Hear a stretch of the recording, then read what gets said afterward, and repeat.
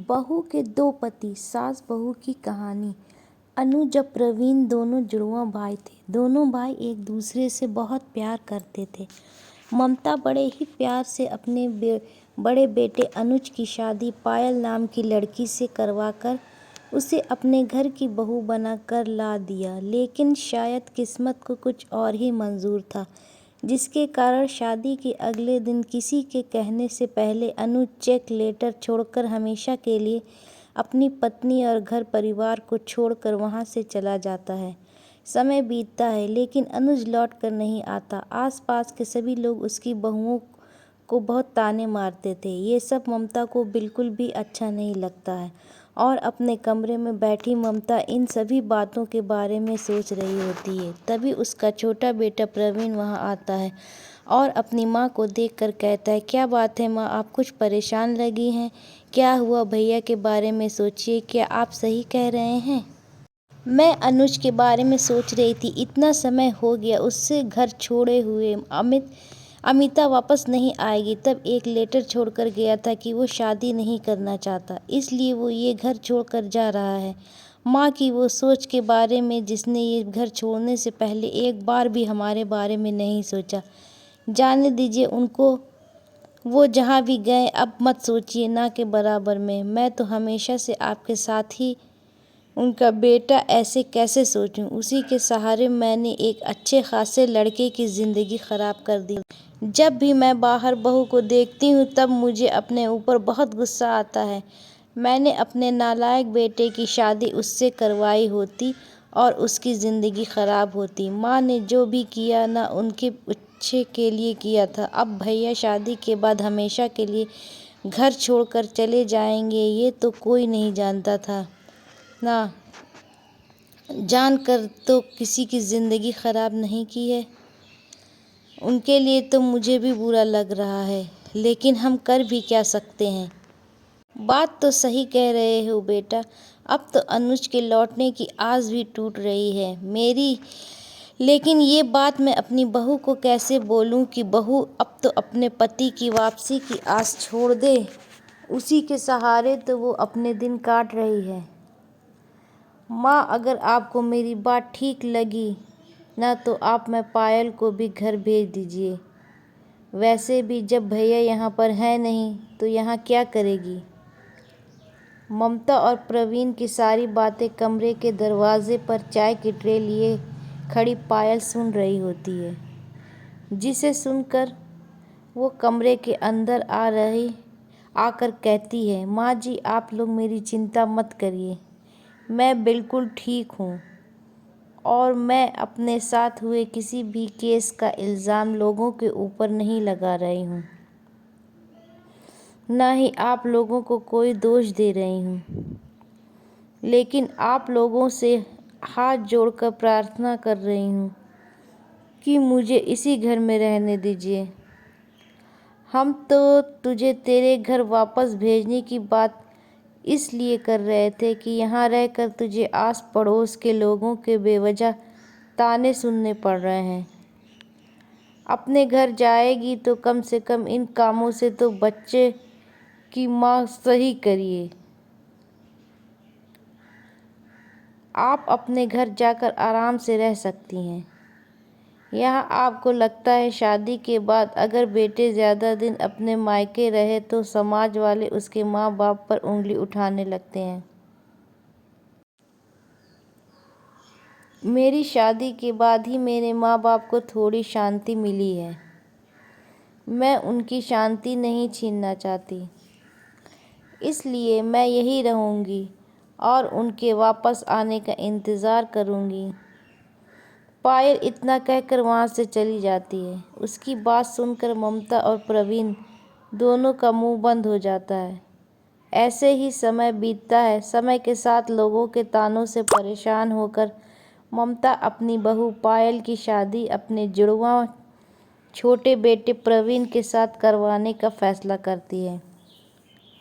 अपने सभी आस पड़ोस वालों के सामने ममता जैसे ही पायल और प्रवीण की शादी पूरे रीति रिवाज के साथ संपन्न करवाती है, तभी उसका बड़ा बेटा अनुज वहां आ जाता है। और अपनी पत्नी को अपने छोटे भाई के साथ शादी के जोड़े में देखकर उनसे कहता है, माँ आपने क्या किया? आपने मेरी पत्नी की शादी मेरे ही जुड़वा भाई से करवा दी। आपने ये ठीक नहीं किया माँ। इसका पति मैं हूँ, तू है, और मैं नहीं जानती मेरा बेटा तो उसी दिन मर गया था जब वो अपनी नई नवेली पत्नी और अपने घर परिवार को छोड़ कर गया था। तुझे आज याद आ रहा है कि ये पत्नी उस दिन तू कहाँ था जब लोग तरह तरह के ताने मार रहे थे? माँ मुझसे बहुत बड़ी गलती हो गई, मुझे माफ़ कर दीजिए। मैं बहक गया था, लेकिन अब मुझे अपनी गलती का एहसास हो चुका है।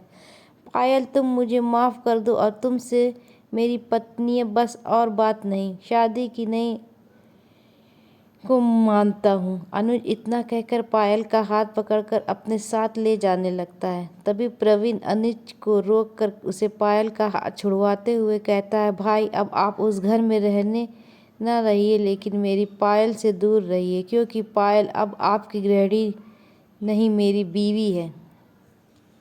आपको आपकी गलती का एहसास होने में बहुत देर हो गई है। भाई तुझे जो कहना है ना तो कह ले, लेकिन ना तो उस बात को झुठला सकते हैं। इसके पहले पति मैं हूँ, इस नाते इस पर पहला हक मेरा बनता है। प्रवीण और अनुज पायल को लेकर आपस में बहस करने लगते हैं। उनको इस तरह से आपस में बहस करता हुआ देखकर माँ के सभी पड़ोसी उन पर ज़ोर ज़ोर से हंसने और उनका मजाक बनाने लगते हैं। तभी उन सभी लोगों में से उनकी पड़ोसन नंदिनी हंसते हुए ममता से कहती है, वैसे नींद में हमें सीरियल देखने की ज़रूरत नहीं है। तेरे घर के ड्रामों से ही हमारा मनोरंजन हो जाता है। बस यही बाकी रह गया था देखने के लिए। पहले तेरे जुड़वां बच्चे थे और अब तेरी बहू के जुड़वां पति हो गए। तुझे तो खुश होना चाहिए नंदिनी, तुझे शर्म नहीं आती ऐसे किसी के घर का मजाक उड़ाते हुए? कम से कम यही शर्म कर लेती। दो पड़ोसी होने के साथ साथ मेरी सहेली भी है। मैंने कुछ गलत नहीं बोला, जो देख रही हूँ वही बोल रही हूँ। तुझे तो तेरी बहू का सोचकर बहुत ही अफसोस हो रहा है। बेचारी जुड़वां पति के बीच में फंस गई है। अब वो किसको अपना पति मानेगी और किसको नहीं। नंदिनी की बात सुनकर वहाँ खड़े सभी लोग फिर से हंसने लगते हैं। सभी लोगों के बीच में अपने परिवार का मजाक बनते हुए देखकर ममता गुस्से में अपने कमरे में चली जाती है, जिसके बाद सभी अपने अपने घर चले जाते हैं। ऐसे ही समय बीतता है और उसके आस पड़ोस के लोग ममता को उसके बहू के जुड़वां पति होने का ताना मारने का कोई भी मौका नहीं छोड़ते थे। ऐसे ही कुछ दिन और गुजरते हैं। तभी एक रोज़ सुबह के समय ममता अपनी बहू पायल अपने दोनों जुड़वां बेटों के साथ मंदिर से लौट रही होती है। तभी उसकी पड़ोसन सुमन उसे रास्ते में रोककर अपने बेटे की शादी का कार्ड देते हुए कहती है, ममता मेरे बेटे की शादी का कार्ड अच्छा है, तुम मुझे यहीं मिल गई, वरना बेवजह घर आना पड़ता। और मेरे पास पायल बिल्कुल भी नहीं है, बहुत काम है, तुझे अपनी शादी में आना है। ये तो बहुत खुशी की बात है, बच्चों का घर बच जाए, इससे अच्छा तो कुछ हो ही नहीं सकता। ऐसे मेरा आना तो मुश्किल होगा, लेकिन मुझे अपने मायके जाना है, मेरे भतीजे की शादी है, मेरे बहू बेटे आ जाएंगे। वैसे अच्छा तो शादी में आए तो मुझे अभी ज़्यादातर रोक दिया। पता चला मेरी बेटी की शादी में कोई पड़ोसी कुछ एक दो के जुड़वां के साथ बाल कटवाए मजाक उड़ाने लगे तो बेवजह मोहल्ले की शादी में भी तमाशा बन जाएगा और बहू तो अपने पति में से किसी एक को बेवजह लोगों का मजाक उड़ाने का मौका मिल जाएगा। बस गरियाते हुए दूसरों की किस्मत का ज़्यादा मजाक नहीं बनाना चाहिए।